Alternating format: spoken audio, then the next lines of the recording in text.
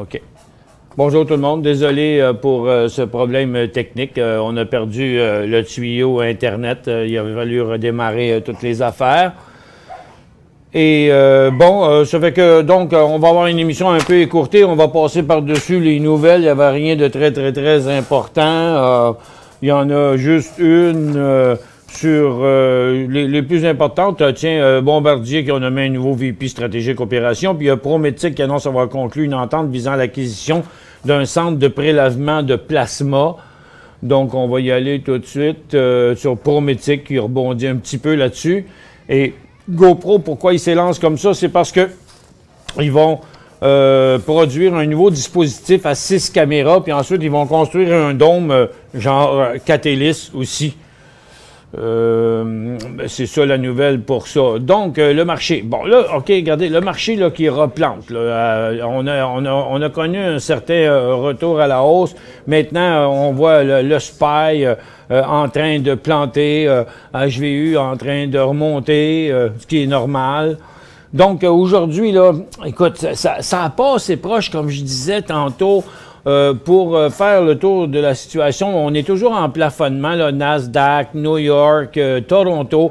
Mais là, pour l'instant, c'est repris un peu à la baisse. Puis là, je suspecte toujours une accélération, là, sometime, des secteurs traditionnels. Puis encore une fois, une poussée des ressources parce que les ressources se conduisent vraiment bizarrement. Là. Regardez, on va y aller du côté du pétrole. Premièrement, USO continuait à glisser ce matin. Mais il est rebondi quand même un peu, on le voit ici, là. Puis il est revenu à peu près où il était ce matin, puis là, il est en train de repartir à la baisse, mais le gaz a chuté sur les inventaires à 10h30 et il y a un bon groupe de titres qui ont continué à glisser. Ceux qui se corrigeaient déjà. Il y en a d'autres qui ont mis le pied en territoire baissier, comme Canadian Oil Sands. Ceux qui étaient comme en train de se corriger, là, Kelt, Trinidad, Bankers, eux, ils continuent à la baisse. Par contre, les autres, comme IMO, qui étaient sur leur support, sont restés sur leur support. Et Canadian Natural Resources,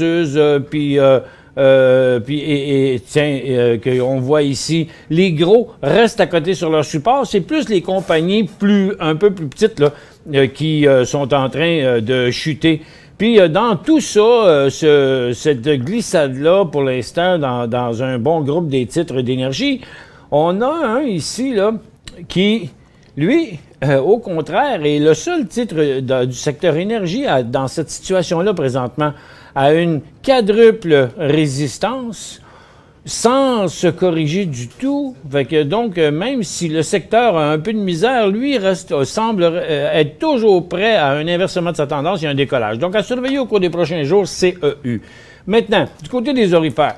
Ce matin, je vous ai dit hier, expliqué de long en large depuis une couple de jours que moi, d'après moi, on est en situation de creux ici à cause du stochastique survendu, à cause qu'on fait du surplace. Ça glissait un petit peu ce matin jusqu'à temps que ça rebondisse fortement. La glissade ici, là, c'est la petite patte qu'on voit là.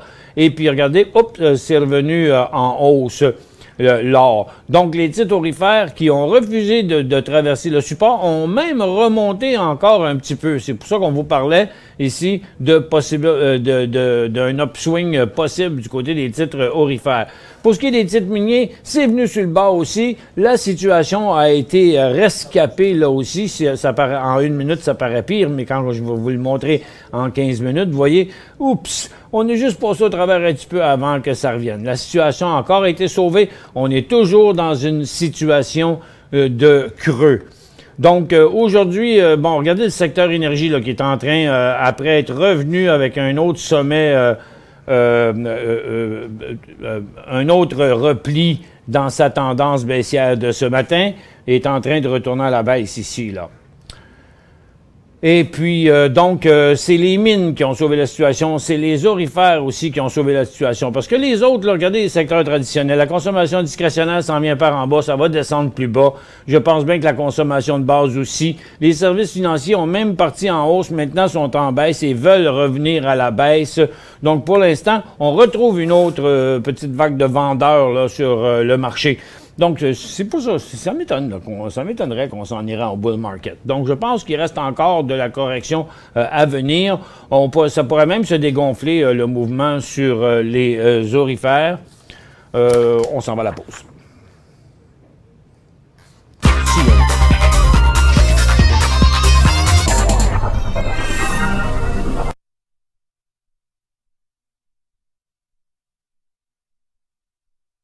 La coupure, donc le régisseur électronique est tout mêlé dans ses affaires. C'est le système automatisé là, qui m'annonce tout dans mes oreilles. Donc le TSX revient aussi à la baisse et le SPY, ça a l'air de quoi ça dans l'indice là maintenant?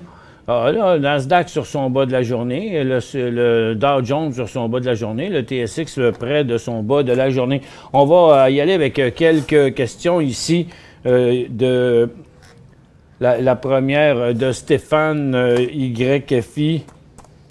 Bon, Edgewater, là pour l'instant, il menace de traverser un support, mais c'est peut-être juste une faiblesse ou un creux temporaire. Pour le moment, si on n'est pas là-dedans, dans un graphique en 15 minutes, on voit bien là, qu'il y a un signal de vente à 42, 43. Et le prochain signal d'achat, ce ne serait pas avant 57. On va y aller avec une autre question. C'est un beau nom. Doberman.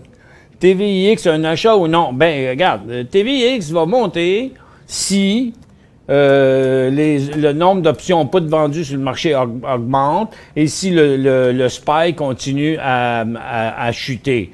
Donc là, vous voyez, il semble vouloir y aller d'une nouvelle tendance haussière, mais pour l'instant, le potentiel est jusqu'ici, là, parce que il reste quand même une bonne résistance à passer. Mais tout va dépendre du SPY, jusqu'à quel point ça descend. C'est sûr que si on devait descendre jusqu'à 205 sur le SPY, là, chose qui n'arrivera pas en 5 minutes, le TVIX pourrait bien remonter jusqu'à à peu près une pièce et 16, une pièce et 20 dans ce coin-là. Point d'entrée HOU, ben HOU seulement quand le pétrole sera revenu positif. Le USO, regardez, ça suit USO, OK? Bon, regardez, USO est dans un cycle baissier. Il y a eu une petite pause tantôt, on a rebondi, mais toute reprise à la baisse va ramener HOU à la baisse. N'oubliez pas ça. Ça paraît un peu prématuré là, pour HOU. Analyser serré, C-E-R-E. Pour Rick, c'est Ceres, dans le fond. Avez-vous vu la volatilité sur ça? On va regarder un graphique intra-séance. Regarde, le mouvement s'est fait hier. Ouch! OK? Ça a été extrêmement volatile. Vous voyez la situation aujourd'hui à 2,5 piastres. Bon, ben si on regarde ça en minutes, là, on est dans ce mouvement-là. Donc, pour serrer, là, du côté intra-séance, c'est dans ce coin-là. Puis, par là, ça pourrait bien signifier une rechute encore plus loin. Pour l'instant, ce qu'on a vu sur ce titre-là, c'est que une fois qu'il a fait son jump, quand il fait des passes à la baisse, ça peut aller raide aussi. Donc, si j'étais vous, je me fierais pas mal sur ce mouvement-là ici à court terme, dépendamment de c'était quoi votre but. On ne sait pas si vous en avez pas. DGS, c'est Windows 3.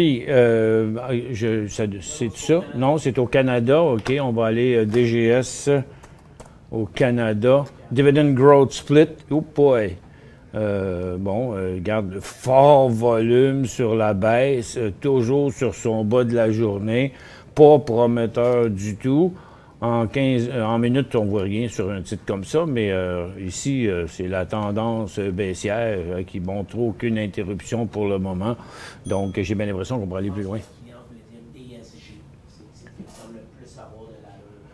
Bon, ben d'après Maxime, vous auriez peut-être fait une erreur en l'écrivant. Ça aurait été DSG, ce qui aurait plus d'allure, parce que c'est des cartes système, peut-être? En tout cas, whatever. Il est dans une zone neutre, il n'y a rien à faire avec ça. Il y a un signal de vente en bas du creux des derniers jours et il y a un signal d'achat à 19,5, mais il n'y aurait pas de potentiel avec une grosse résistance à 19,95. Dollarama, qui est plus dol qui a été pendant longtemps, là, parce qu'il est dans une passe tranquille de son histoire. Si on en possède, c'est à conserver, mais il n'y a ni signal d'achat, ni signal de vente là-dessus. Ça va prendre quand même une secousse, je pense, avant qu'ils sortent de cette formation-là. NPH, demandé par Eric, semble vouloir revenir à la baisse vers son support de 40 cents. Parce que, regardez, sa dernière montée s'est faite sur des volumes moindres que celle-là, puis que celle-là. Ça fait que, donc là, pour le moment, les volumes ne sont pas très forts, mais j'ai l'impression que le titre pourrait continuer à se corriger jusqu'à son support de 40 cents. Cette formation en triangle-là est loin de sa pointe, là, fait qu'il peut continuer encore un grand bout de temps là-dedans. Avez-vous des nouvelles sur NOV à Toronto?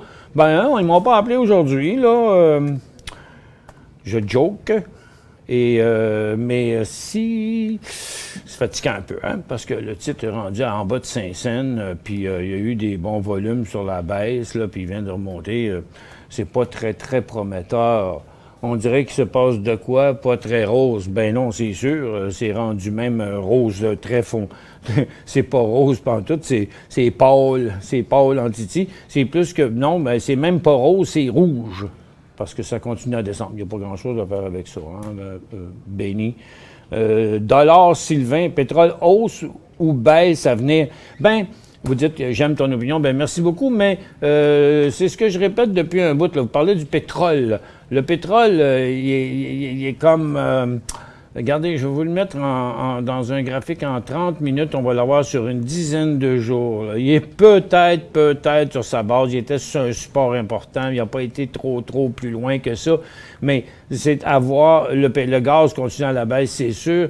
Mais c'est le secteur énergie là, qui est plus inquiétant. Je pense que sur toute accélération, on s'en va plus bas là, à court terme sur... le pétrole, mais ça prend l'accélération parce qu'on était tous en condition de creux, mais là, il y a le pétrole qui veut plus y aller avec cette situation-là. Ben tiens, le dernier titre, TVIX, ben on vient juste achat ou non. Ben TVIX, regardez, c'est comme je vous disais tantôt, achat ou non. Là, vous me demandez de vous dire si le SPY va s'en aller par en haut, par en bas. Ben, personnellement, je pense qu'il faut savoir par en bas. Mais, regarde, c'est une opinion. Pour l'instant, TVIX, il marche avec SPY. Et puis, garde, pour que vous fassiez de l'argent avec ça, il faut que SPY descende. Puis, garde, SPY, là, c'est bien dur de savoir, là, dans les prochains jours où il va s'en aller. Il est dans une phase baissière à très, très, très court terme, mais neutre sur un moyen terme. Fait que, ce qui n'est pas facile à prédire, là, c'est où va être le marché à la fin de la semaine prochaine. Ça, c'est clair.